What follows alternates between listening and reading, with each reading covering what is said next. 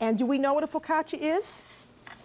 It's going to be like a What dough. is a focaccia? A dough pizza? A flat pizza. Flat pizza. Yes, a flat pizza. Okay. And have you ever made pizza before? Yes, a while ago I did. Oh, good. And how did it come out?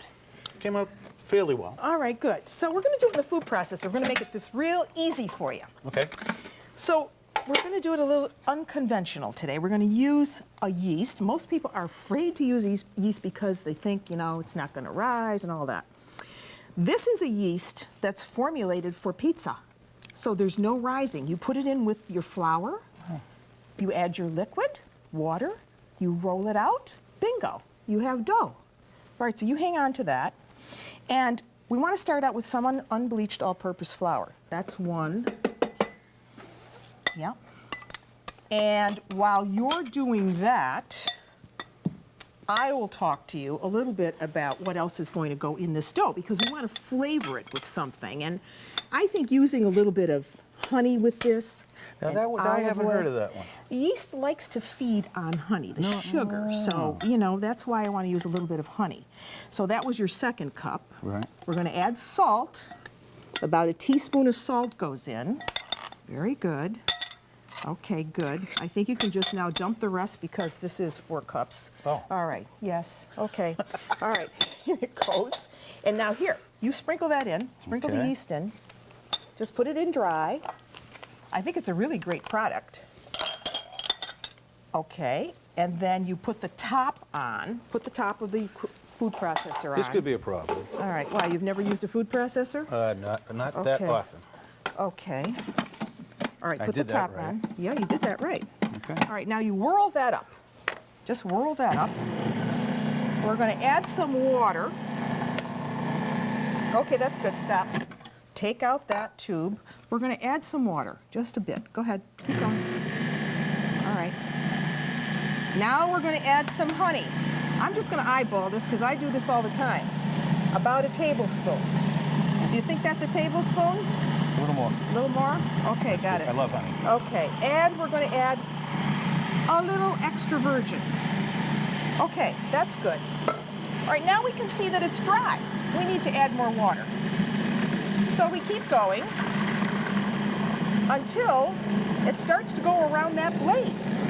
See? Ah. Now, we didn't use 3/4 of a cup of water. Right. Should I stop? Stop. We take this off. And we feel. All right. So if it's not sticking to your hands, it's good to go. Yeah. All right, so this is where you come in. All right, now, why don't you move all that other stuff out of the way, except the tray. Yeah, take that. No, leave that one. Okay, I'll take this. I'll take that. Now what we want to do is brush that tray with a little bit of olive oil. Okay. Isn't this easy? I'm on the other side of the camera usually. Right. Well, see, now you know what it's like on this side. Yikes. All right, so brush that. Okay. And while you're doing that... And do you get the edges up Yeah, of course, here? Yeah. because we don't want this to stick, right? Okay. Absolutely right. That's good. All right, we can set that aside. And now we're going to do a little knead. So why don't you just knead that for a minute or so. See how fast this is? Really, there's no reason why you should have to go out and buy a boxed pizza, which I know you never do, right? Don't lie. Well, once in a while. Once in a while. I can't make pizza every time. Now, okay, well, why don't you, this is good, but you could start by using the palms of your hand, see? Instead of going like that. Right.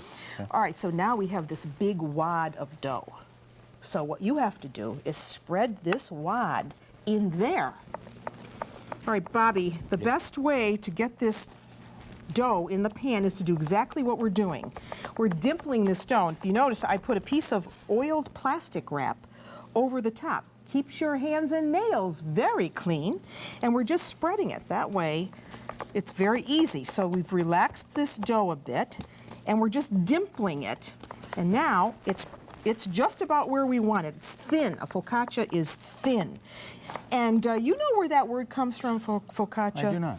From focolare, which means hearth, because these were cooked on hearthstone originally. All right, so we can throw this out. That's done. Now we have that beautiful pesto. And it's covered in olive oil. Covered in olive oil so it doesn't turn brown. Ah. When it's exposed to the air. Gotcha. So that's why it's covered in, but we're going to take some of that pesto. Look at how beautiful that is. Now that's, you make your own? No. Oh, you should, But Bobby. I'm gonna now. Okay, you are. Okay, good. All right, so we're going to put some right there, and you're going to spread it. You Okay. spread that. Very good. Spread it evenly. We're going to put our oven on. We could do this on a stone, but if you don't have a stone preheated in your oven, you want to do it to about 375 or 400 degrees preheated oven. Really get it spread thinly across the entire surface of the dough. This is something called taleggio. Have you ever had it? I have not. Taleggio is a beautiful, creamy cheese. Look at how soft it is. It comes from the region of Lombardia in northern Italy, and it's a great melting cheese. So we're going to cut some of that up, and when this is almost cooked, we're going to put that cheese on, because if we put it on now, what's going to happen? Burn. Exactly right. So that's looking great, beautiful. Why don't you take that, put it in the oven. The oven's preheated. And about 20 minutes from now, I'll go back and check it. I'll put on this cheese and it will be good to go.